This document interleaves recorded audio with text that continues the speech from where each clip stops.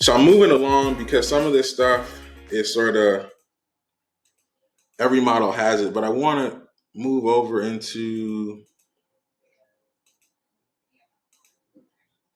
my assumptions tab. I think it's very important to have an assumptions tab on any model and to try your best to put as many of the assumptions on that tab as possible. The reason being, coming from an engineering background, when we did models, we would always put the assumption as close to the area in the Excel where we were going to use it. But I'll tell you, you send your model to your buddy to check it out, and you've got 25 different places in the model where you have assumptions, you're not going to be able to get a good review from your buddy.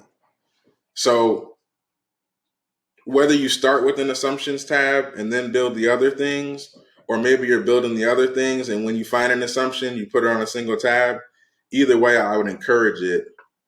And what you'll see, and this is how I do most of them, I have an intrinsic, and maybe I should blow this up a little bit. I have an intrinsic growth percent, another growth percent that I used a couple times. I'm essentially saying that expenses are growing a little bit above inflation. For some periods, I had a higher growth rate. I think there were some times when I thought there was going to be some higher expense growth.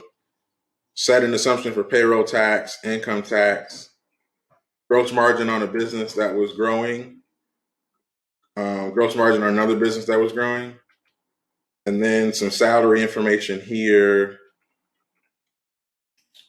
And then there was going to be an online component of this business we were going to build out, so I put some of the assumptions there. Elliot, can you talk more about income tax and how we should be using that in the model as far as the estimate? Because I started estimating high, and now I go in at 28%. So for most people, and I'm a little bit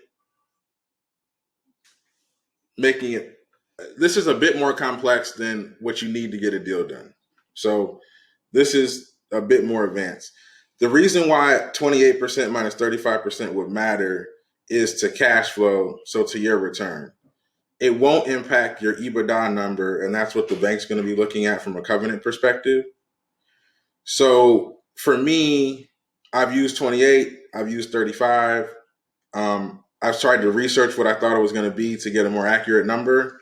But because it affects cash flow and not EBITDA, I don't spend a lot of time thinking about how specific to be.